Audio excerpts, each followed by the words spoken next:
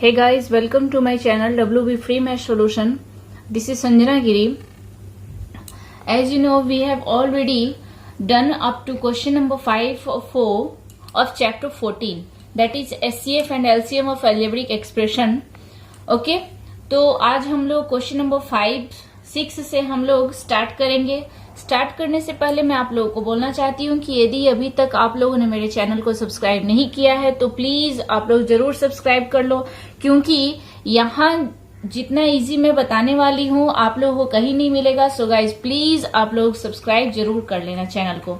Okay, और video को पूरा देखना, क्योंकि वीडियो देखने से आप लोग को समझ में आ जाएगा कि कितना ही इजी एचसीएफ एलसीएम होता है और आप लोग खुद ब खुद बनाने लगोगे घर में बैठे ही. ओके, तो चलो हम लोग क्वेश्चन नंबर 6 से स्टार्ट करते हैं. क्वेश्चन नंबर 6 में आप लोग देखो दिया हुआ है p² प्लस 2p. यहाँ दिया हुआ है p² plus 2p and second part है 2p4 plus 3p³ minus 2p², और थर्ड है 2p³ minus 3p² minus 4p. आप लोग ध्यान से देखोगे इसमें सब में p कॉमन है, तो हम सब में से p, इसमें देखो सेकंड में p² कॉमन है, इसमें भी p कॉमन है और इसमें भी p कॉमन है, तो सब में से हम p पहले कॉमन निकाल लेंगे, उसके बाद हम लोग बनाएंगे. तो चलो हम लोग क्वेश्चन नंबर 4 का 6 बनाते हैं. तो क्वेश्चन नंबर 6 ये है.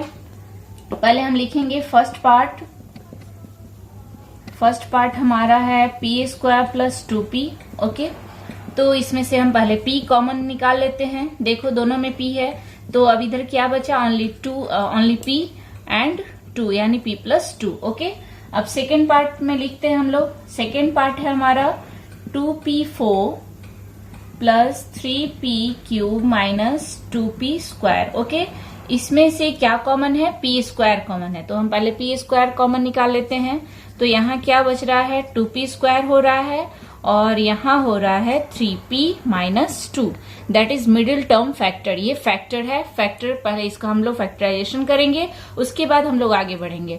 तो मैंने पहले भी कहा है कि इसमें हम लोग नहीं करते हैं, हम लोग बगल में करना चाहिए. इधर मैं करके दिखा दे रही हूँ आप लोगों को. 2p² plus 3p minus 2. इसमें वेरिएबल के साथ जो नंबर्स होते हैं उनको पहले मल्टीप्लाई किया जाता है, यानी इसके साथ मल्टीप्लाई किया जाता है. सो यहाँ पे क्या हुआ, 2 2 4. 4 हमें लाना है मल्टीप्लाई करके और प्लस 3 लाना है यहाँ पे प्लस या माइनस करके. तो आप लोग देखो, ध्यान से देखोगे तो 4 - 1 दैट इज 3 होता है. तो हम यहाँ पे वही लेकर हमें चलना होगा.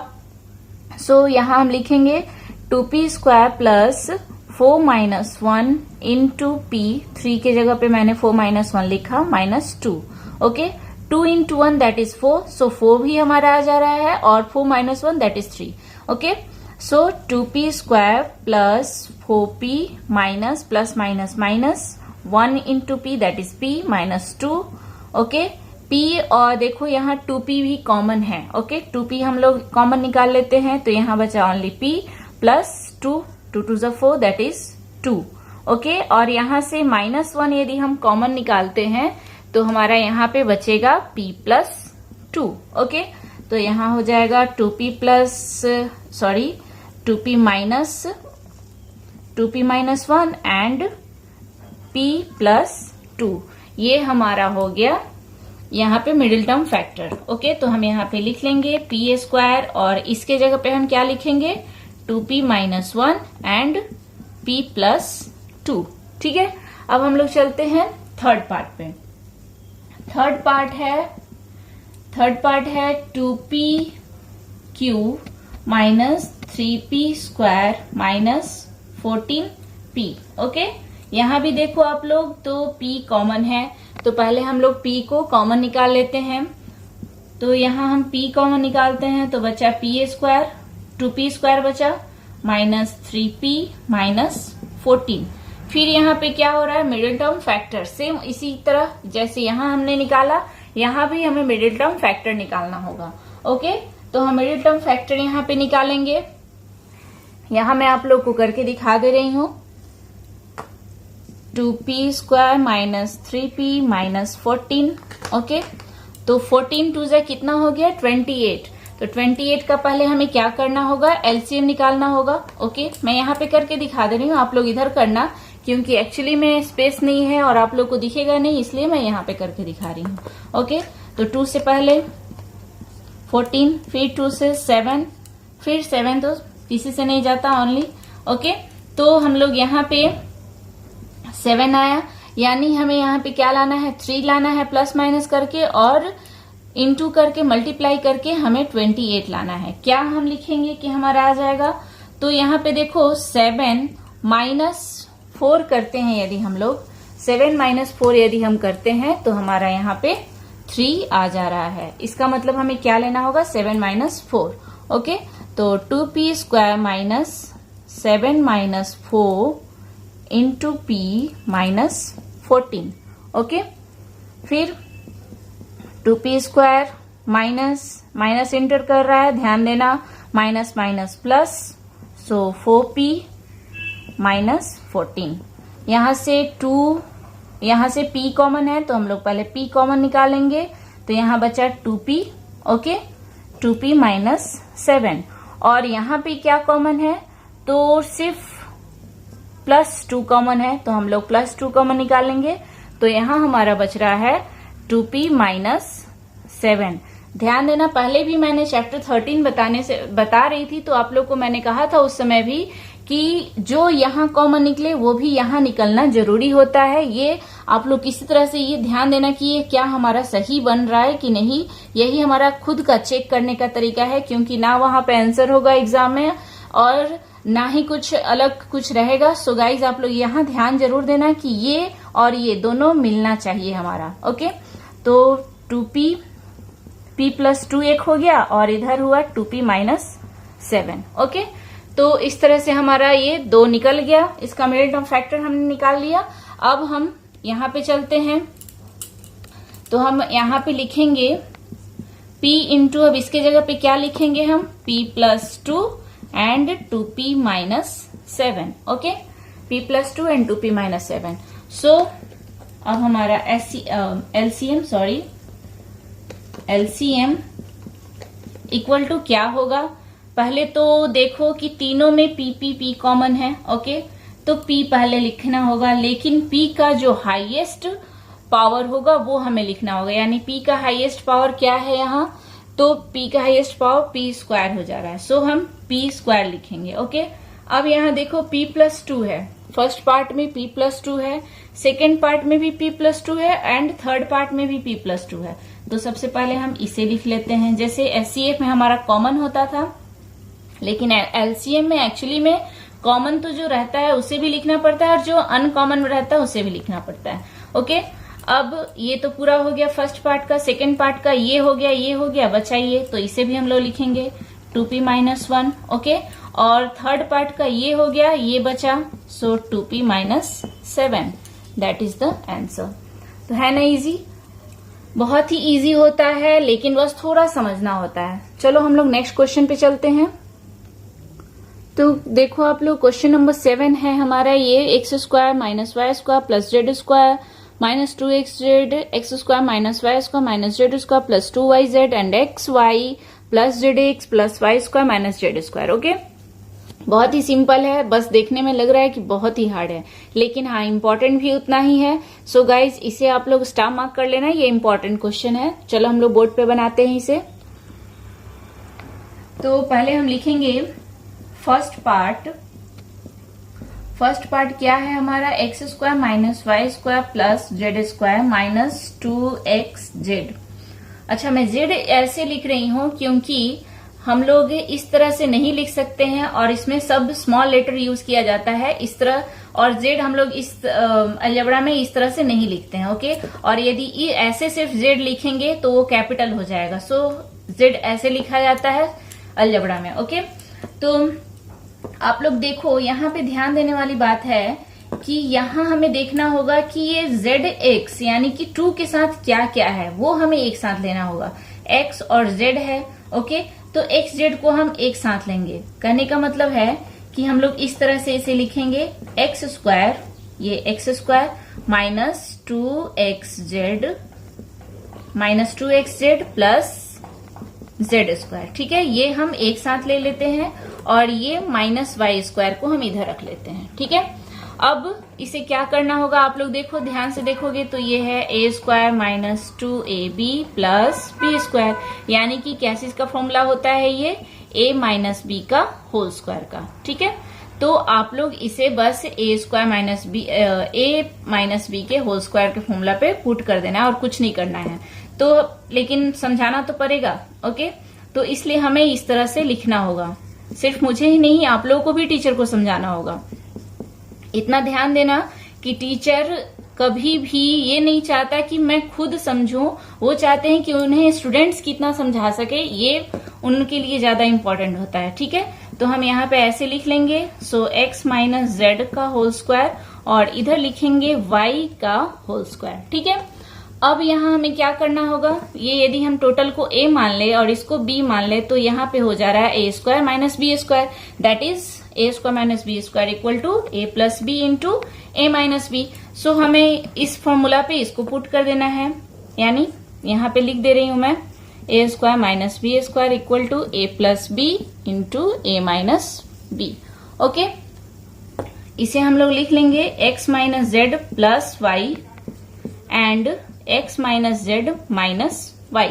ओके, यदि आप लोग को थोड़ा इसमें ये लग रहा है कि z बीच में है और y लास्ट में है, तो इसे हम लोग सजा के भी लिख सकते हैं, यानी कि इस तरह से x plus Y minus z और यहाँ लिखेंगे x minus Y minus Z.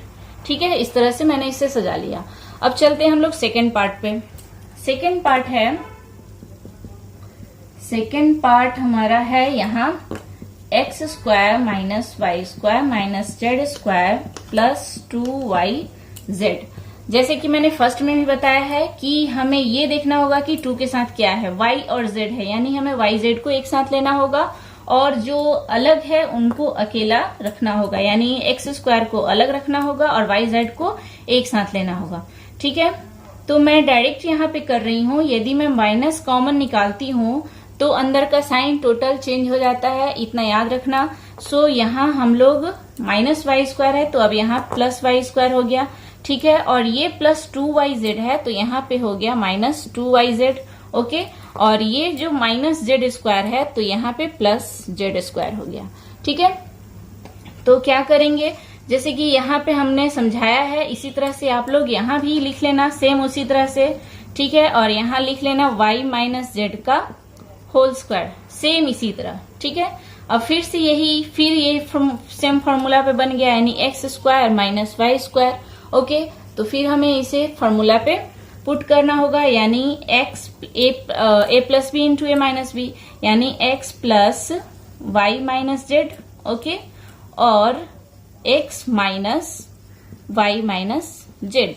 मैंने यहाँ मिडिल ब्रैकेट इसलिए दिया क्योंकि माइनस इंटर करेगा और यदि मैं डायरेक्ट कर दूं तो आप लोगों को में भी समझ में ना आए, इसलिए मैं यहाँ पे माइनस ब्रैकेट में मैंने दे दिया।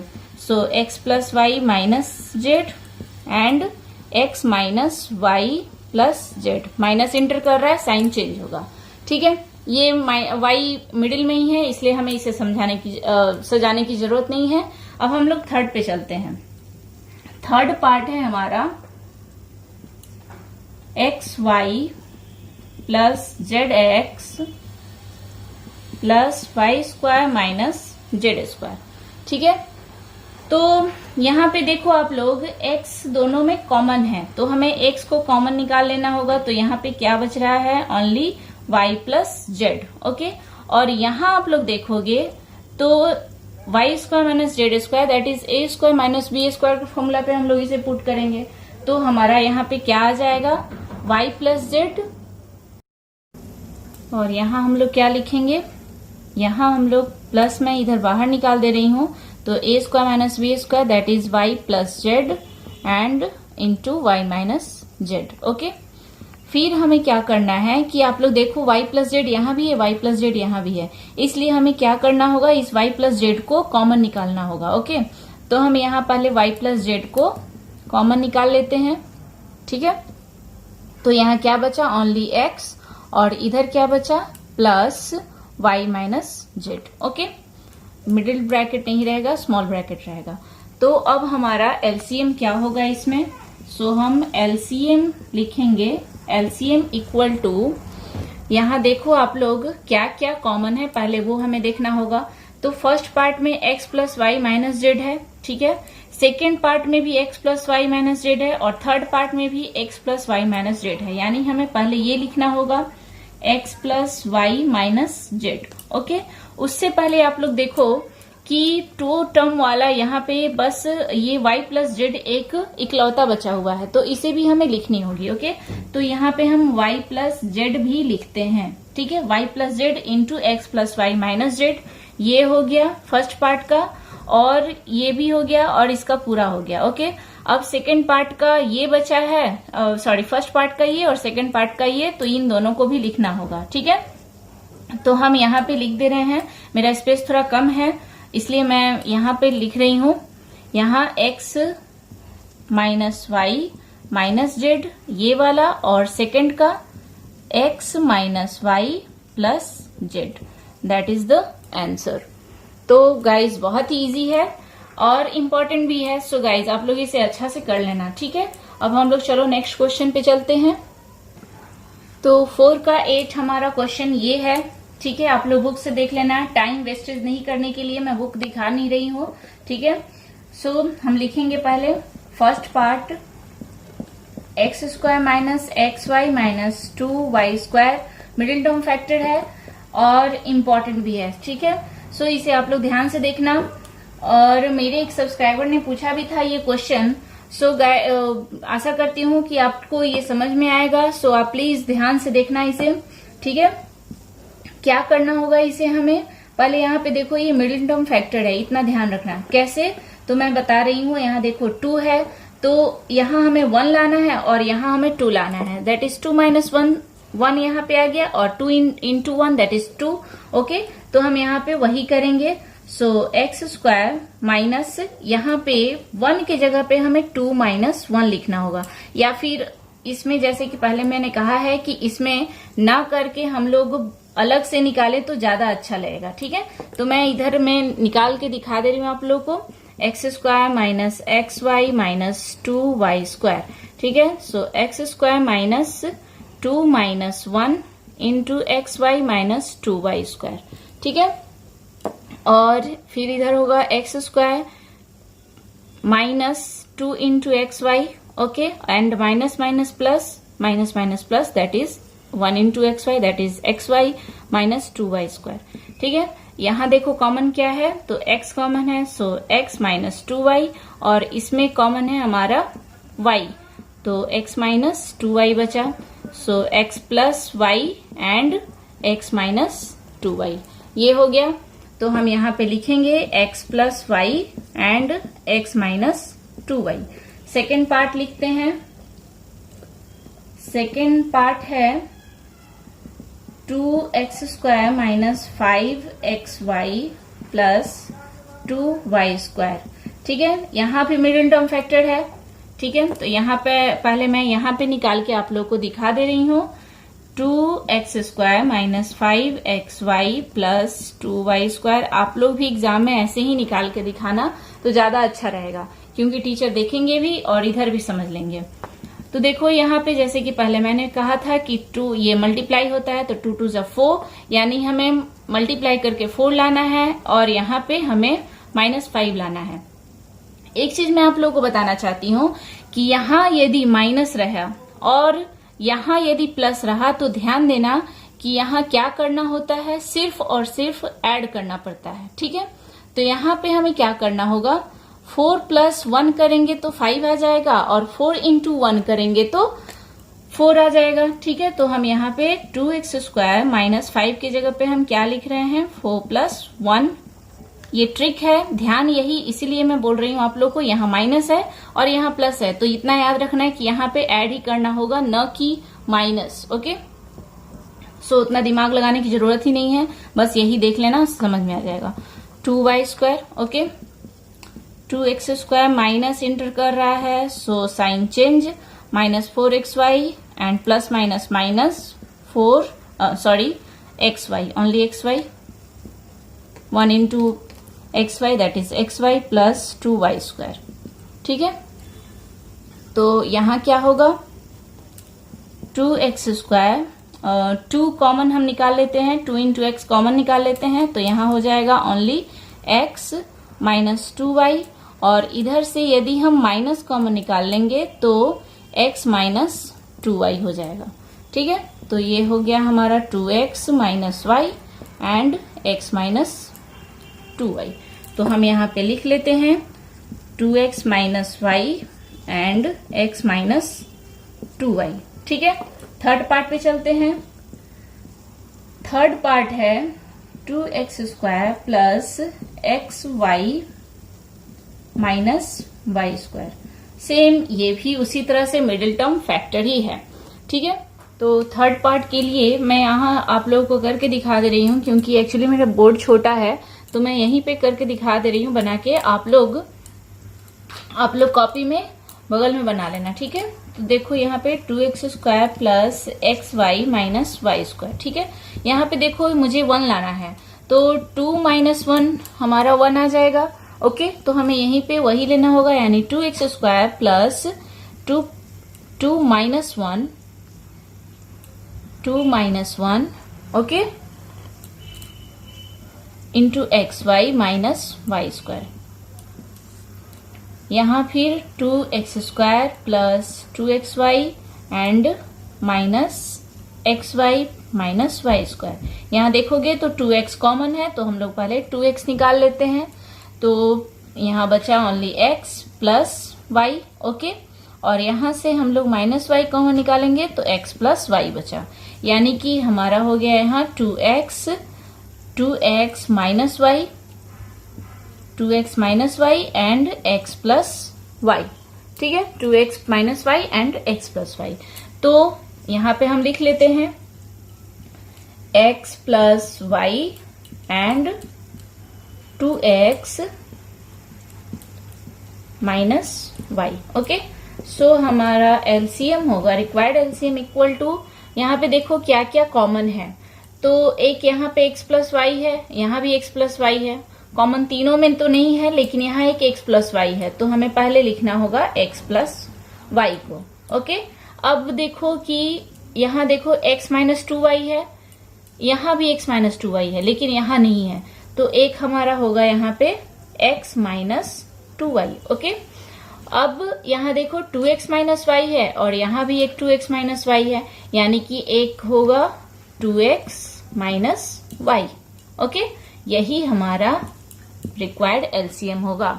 सो मेरी एक सब्सक्राइबर ने पूछा था कि ये मेरा आंसर नहीं आ रहा है, सो स्नेहा आप अच्छे से देख लेना।